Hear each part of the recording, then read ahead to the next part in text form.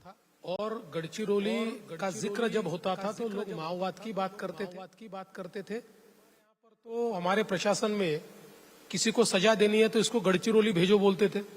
इस प्रकार की गढ़चिरौली की स्थिति थी। But now Gadchiroli is becoming the new steel city of India.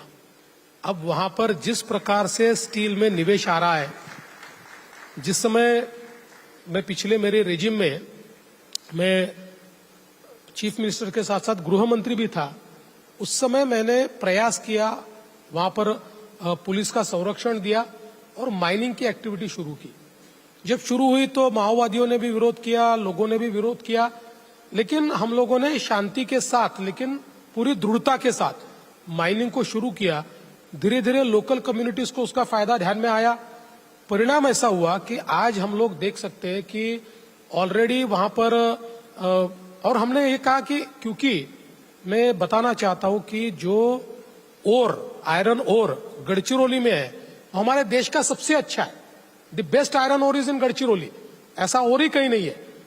और इसकी माइनिंग शुरू होने के बाद मैंने ये कहा कि इसको केवल एक कॉलोनी की तरह उपयोग मत लाइए, यहाँ पर एक पूरी स्टील की इकोसिस्टम तैयार होनी चाहिए।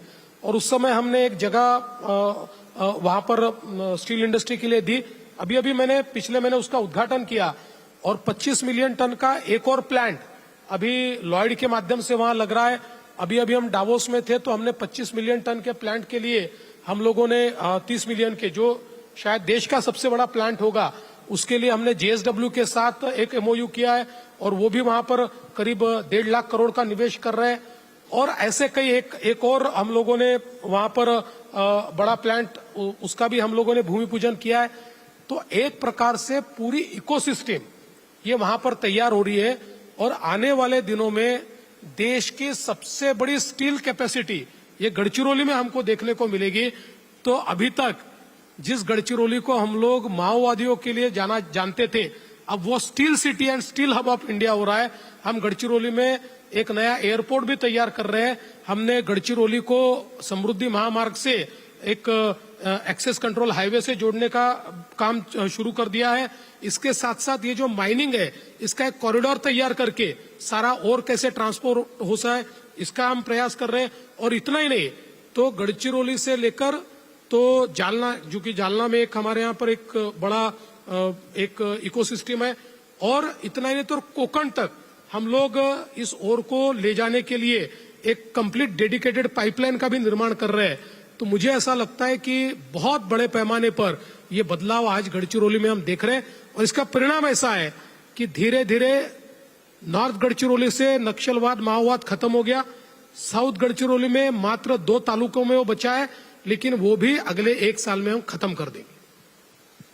देवेंद्र जी, अब थोड़ी राजनीति की बात करें तो कई अटकलें हैं कि शिवसेना और आप में मतभेद चल रहा है, क्या मतभेद?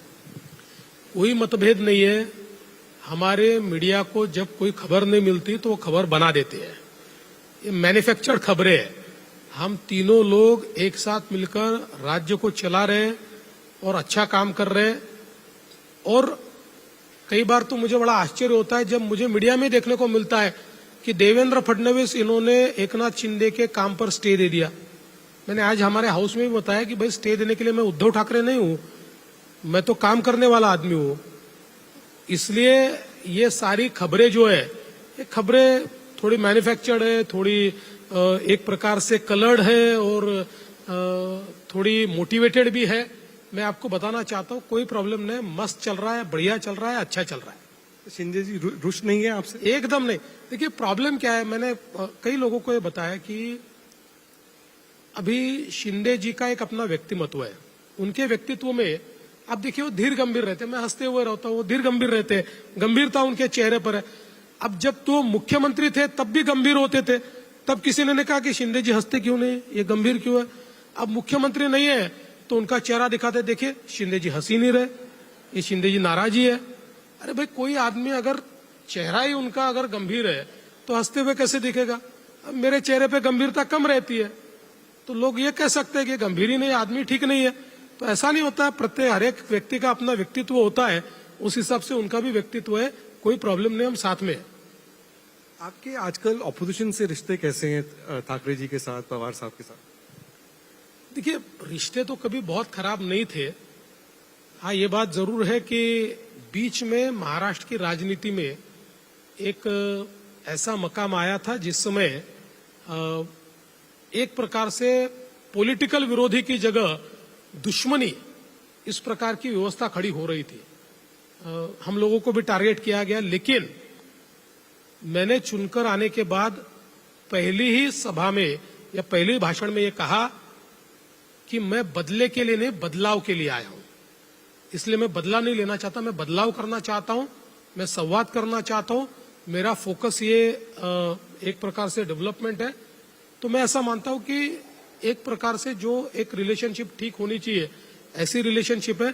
फॉर्चुनेटली महाराष्ट्र में हम लोग आज भी एक दूसरे से बात कर सकते हैं। हमारे में इतनी दूरियां नहीं है कि हम बातचीत ही नहीं कर सकते। हाँ, ये बात अलग है कि सही समय उन्होंने मेरा फोन उठाया होता तो अलग बात होती, लेकिन उद्धव जी ने फोन ही नहीं उठाया तो ये सारी चीजें यहां पर हो गई। बट अभी वो भी मेरा उठाते हैं, मैं भी उनका उठाता हूं।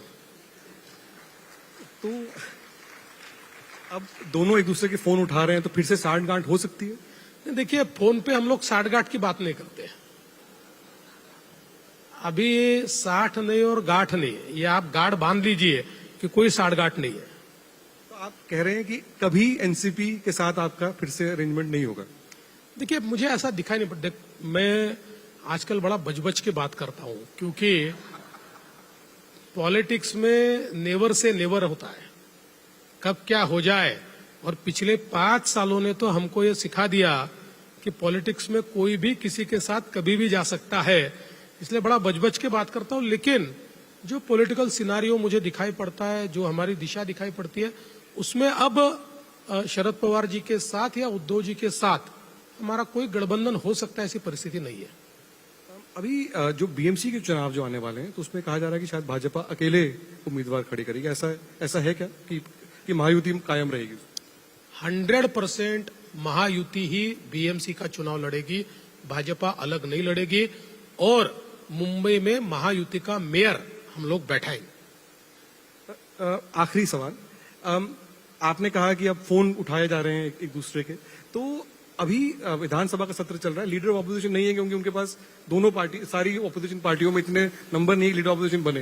Will you allow a leader of opposition even though they don't have the numbers? See, it is not about me allowing, क्योंकि लीडर ऑफ अपोजिशन किसको देना है, उसके क्या नियम है, ये अपॉइंट करने का अधिकार गवर्नमेंट का नहीं है, स्पीकर का है। It is a sole prerogative of the speaker. Speaker के पास उनकी अर्जी गई है। स्पीकर साहब हमारे लॉयर है, एक बहुत ही सूझबूझ के साथ काम करने वाले स्पीकर है। उनको कॉन्स्टिट्यूशन